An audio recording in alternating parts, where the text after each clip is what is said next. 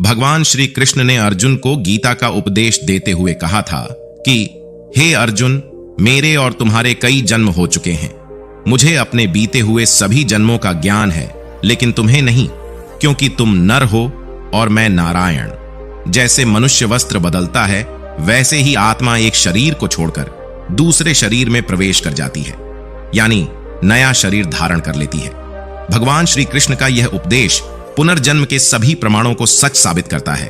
उपनिषदों के अनुसार एक क्षण के कई भाग कर दीजिए, उससे भी कम समय में आत्मा एक शरीर छोड़कर तुरंत दूसरे शरीर को धारण कर लेती है। जो आत्मा नया शरीर धारण नहीं कर पाती है, वह मुक्ति हेतु धरती पर ही भटकती है।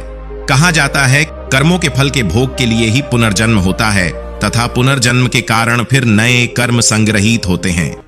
यजुर्वेद में कहा गया है कि शरीर छोड़ने के पश्चात जिन्होंने तप ध्यान किया है, वे ब्रह्मलोक चले जाते हैं, अर्थात ब्रह्मलीन हो जाते हैं।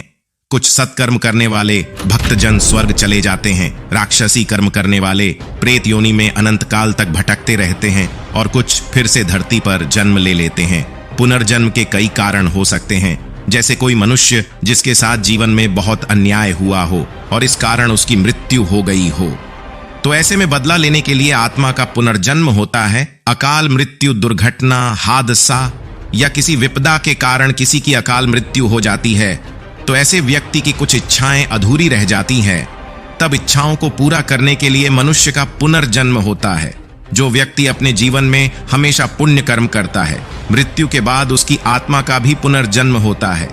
ऐसी आत्माएं पुण्य फल को भोगने के लिए जन्म लेती हैं, और ऐसा व्यक्ति जो अपने जीवन में बहुत सारे पाप और अन्याय करता है, उसकी भी आत्मा को मृत्यु के बाद वापस धरती लोक पर भेज दिया जाता है, जिससे कि वह धरती पर अपने पाप कर्मों के कष्टों को झेल सके।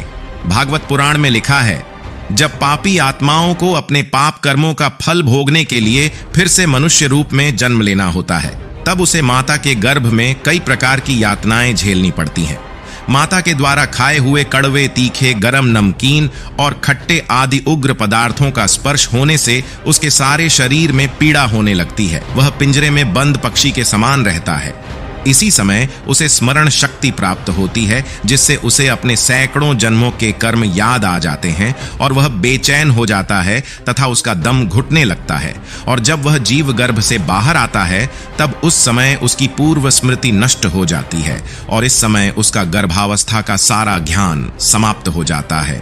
पुनर्जन्म की एक कथा महाभारत में भी मिलती है, जो पितामह भीष्म से जुड़ी है। अर्जुन के बाणों से घायल होकर भूमि पर लेटे हुए भीष्म जब श्री कृष्ण से पूछते हैं कि आज जो वह बाणों की शैया पर लेटे हैं, वह किस कर्म का फल है। मुझे अपने 7 जन्मों की बातें याद हैं, उनमें मैंने ऐसा कोई कर्म नहीं किया है जिसके लिए मुझे बाणों की शैया पर सोने का कष्ट भोगना पड़े। भीष्म के प्रश्न का उत्तर देते हुए श्री कृष्ण बताते हैं कि आपको अपने 8वें जन्म की बात याद नहीं है।